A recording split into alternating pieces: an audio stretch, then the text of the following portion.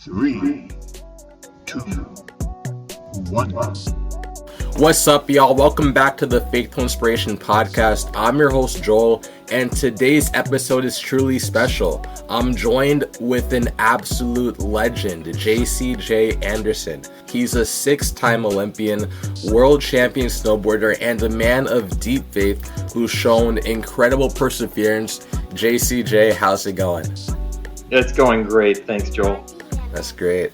Let's dive into some powerful conversation about discipline, resilience, and what it means to live with purpose both on and off the slopes. You've competed in 6 Olympic Games. How did your mindset evolve over those years? Oh, it evolved drastically. My first Olympics was in 1998 in Japan at the Nagano Olympics. And I was 22 at the time. It was snowboarding's first Olympics. It was a big day for snowboarding. A lot of athletes weren't so happy about it, but it was, I guess, a must-do event just because in the end, you win the Olympics, you have way more opportunities. That's what it comes down to. It's the biggest show in the world, and it gives you exposure for your sport and for yourself, for your country. And so in 1998, being so young, I didn't really, I had one expectation, and it was to go there and win. But that started I guess a wheel of what we talked about earlier, which is a type of determination, a perseverance. My first run, back then it was a 2-run event, like in skiing GS. The first run, you're seeded off, let's say, your world ranking. Second run, you're seeded off your first run. So I had won the first run in 98. And so I was running 16th the second run. And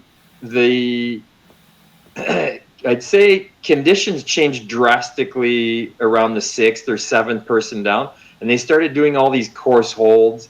And usually between athletes, you'll have about a 2 to 3 minute at most. And so in this case, it was about 15 minutes between each athlete. So from the start of the second run, I waited up there about 2 hours. And I had time to freeze, and the snow had time to completely freeze over. Back then, snowboards weren't meant for hard, icy conditions. So pretty much once weather started coming in, people at the back of the starting pack, and I was theoretically last of the best, conditions were unrideable. So I ended up crashing. But that crashing and that failure to succeed on the second run to come out with a medal really stuck with me for a long time. And it was like a knot in my stomach. And it was deep and it hurt. I knew I could win the event. But that basically set the scene for the rest of my career, is to isolate what went wrong and to absolutely put everything I had into it. Back then, my coach would never blame results on equipment. It was always, you assume the responsibility, you assume the blame, which in my heart made sense.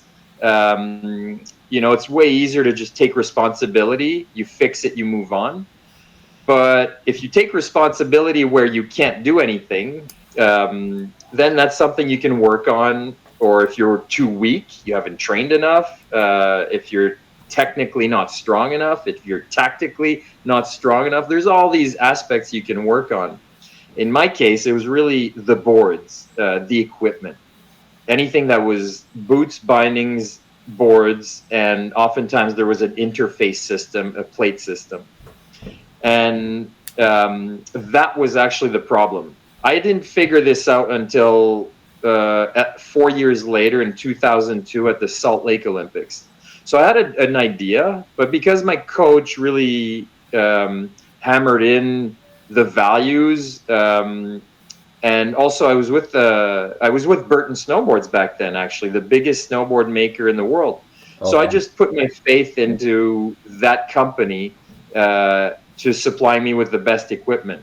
And because I was so young and so driven to work more on physical fitness and training, and I had no power over equipment, then I couldn't work on it. It wasn't accessible that way back then. So whatever boards I'd give feedback, but most of the time they didn't necessarily follow the feedback. right. So they just supplied me with equipment and I used it. As I grew older, then I realized, okay, I got to do something about this. But in 2002, I actually ended up last at the Olympics. Oh, okay. And so it was what you call DFL. And that hurt probably as much as the first Olympics in Nagano, where I finished, I think, 16th. And that lesson really hammered in the fact that it was equipment. I couldn't even buy a turn if I wanted to. She kind of led into my next question about what do you think has changed the most in snowboarding from when you started to now? Oh, well, it kind of links into what I was just describing, which is equipment. Equipment has evolved a lot for the part that I was in, let's say snowboard racing, which was border cross and alpine racing. And that's about it. I'd say just equipment, really. The boards, the plates, the boots, the bindings, all that really evolved. And in freestyle, earlier on in my career, like at the Nagano Olympics in '98, freestyle was really half pipe. Or, if you weren't competitive, you'd be free riding.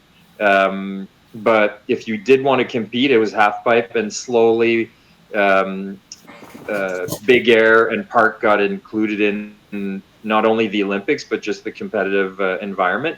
And in freestyle, it's the tricks that evolved. So the half pipes got a lot bigger, and the features got a lot bigger. The training got a lot better. Anything to do with body recovery. The equipment, I would say, was definitely stagnant in that area. But the beauty of freestyle is it's all about your air awareness, and the snowboard is almost secondary. You just want something to slide on. What's important is how agile you are, how talented you are, how hard you work that way, which is quite different from performance snowboarding where equipment is such a big thing. So I would say that's how it evolved. I like how you said that. It's not only equipment, but also work ethic, all these other factors which come into play like talent, and that's amazing. You came back from retirement to compete again. What sparked that fire? By the time I hit the Vancouver Olympics, I was 34 years old, which is kind of getting up there in age for an athlete. And my knees weren't really handling it well because of the years of border crossing and just taking abuse, even freestyling.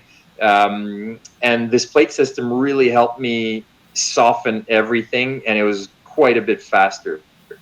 It was quite an arduous journey to develop this plate, but it paid off in the end because I won the 2010 Olympics. So I decided to retire after this. And, to just restart a new career, I said, okay, I don't want to be too far away from what I already know because, I didn't really have that many interests for studying, let's say, a career like in university or college. And you're always starting at the bottom no matter what you're going to do. So I figured, okay, I should get into business. I could have done coaching, but that's kind of... I was tired of traveling also. So I didn't necessarily want to travel as a coach. So I decided to start a snowboard business where I started Jasey-Jay snowboards. Like behind me here, those are some of the boards that I built. And also I really wanted to work with my wife, Manon. And when I started building, I realized I got to test these boards. And the best place to test was on the World Cup competing. So then I decided, okay, well, I'll start competing again. And just to purely test boards and evolve the boards and learn. That's really what it's about. What I build is anything you can't buy in a store. So really what we do is mostly custom boards. And for example, one of the big, I guess, holes in the industry are for people with bigger feet. So we make really wide boards. Like the ones in back here, they're probably 20-30% wider than any board you can get in a store. Plus, they're made with these cool materials like titanol and carbon fiber and, Kevlar. Really increase the performance of the board. And so through the years of competing, I competed another 13 years after 2010.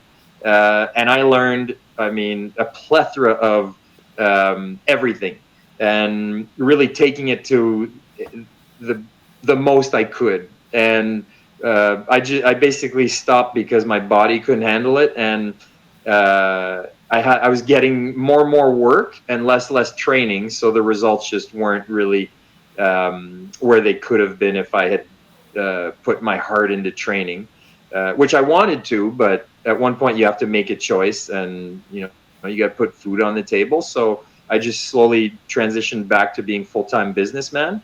That's what I do today.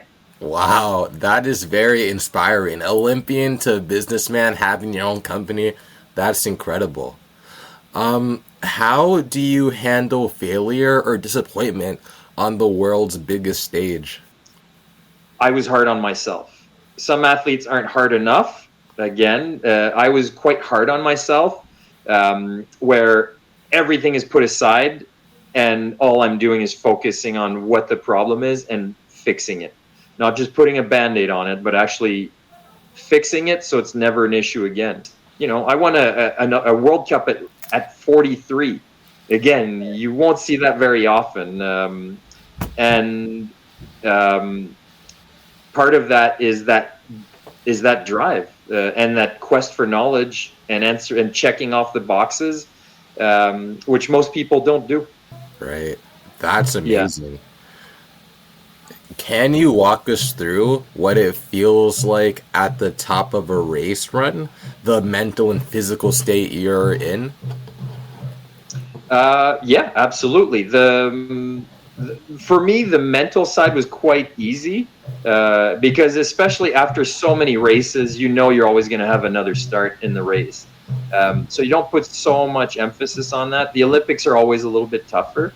But what you do is you just have good preparedness. If you're ready for that event, the stress level goes way down. It's the same thing for any exam. If you studied well, you master the information, you master that category, then you're bound to succeed to a certain level. And if you need help, you get help. It's that simple. So for most of my career, I knew that technically, tactically, physically, if all that fell into place and equipmentally I was ready, then the results would just come. Right. That's amazing. That's great. This is a pretty short question, but what's one thing about Olympic life that people always get wrong? Well, many people that let's say help you get to the Olympics, they'll tell you to try to enjoy the journey, try to enjoy the Olympic experience. Unfortunately, I never got that. A little bit, but mostly I was there to get the job done. So I go to every Olympics I did, I was there to come away with a medal, no matter what. And that makes it so that you're not, let's say, focused on watching other competitors. You can't help but be really excited for your teammates and competitors, even sometimes your countrymates, definitely. But for me, it was more stay in the bubble and get the job done. Don't let other outside pressures influence you. So that hampers how much you can savor the Olympics. Right, and that's a very honorable. Ooh, this is a fun one. What's the weirdest or most unexpected moment you've experienced at the Olympics? At the Olympics? Man, I've had a bunch. But I guess it's meeting people you don't expect. For example, when I won in 2010, I just finished the race, and within 10 minutes, I was on the phone with the Prime Minister of Quebec, Jean Charest. And I mean, I didn't expect it. Someone just handed me a phone and said, "Hey, this is the Prime Minister of Quebec." And I was like, "Okay." And then you just answer the phone, and there they are. And they're like, "Oh, congratulations!" And they're very nice and gracious. But on any other day, I would have had a million questions. But at this point, I'm like, "Oh, I wish I could chat, but I can't chat." And this is probably the only chance I'll ever have to have you at the other end of the line. But that's pretty cool. Or even meeting the Prime Minister of Canada. Again, in 2010, I was doing an interview, and he was walking out of an interview, and I was walking in, and he travels with a photographer. And the photographer said, "Would you like to meet him?" It was Stephen Harper back then. Wow. I said, "I would love to meet the Prime Minister." So he said, "Wait here. He'll be out in like 3-4 minutes." So I'm waiting. I'm like, what do I ask him? What do I say? I had no idea. So I said, just keep it nice and light. Don't get all creative and weird. But he came out, and I was like, "Whoa, cool." And, he's like, "Oh, congratulations on your medal and all your successes." And, he was nice about it. And I'm like, "Oh, thank you." And I said, "Oh, you want to try on the medal?" And his answer was probably the most disappointing answer I could have ever gotten. And he said, "I think that would be quite inappropriate." So he just totally deflated my bubble. He's like, "Yeah, I've seen them." So I'm like, "Okay, nice to meet you, Mr. Prime Minister. That's not so cool at all." Wow. I promise you I didn't vote for him again. Very interesting perspective. Snowboarding for Canada at 40 or 49 is wild. Do you feel pressure to act your age, or are you redefining what that even means? Well, actually now I'm 50 years old, but my last competition I think was around 47 years old. Oh, okay. Yeah. And like I had explained, it was really a question about learning. That's why I competed, is just to learn. So at that age, I would say I wasn't too old. I could have had success, but I would have needed more support even than when I was younger. That's incredible. Thank you so much for your insights.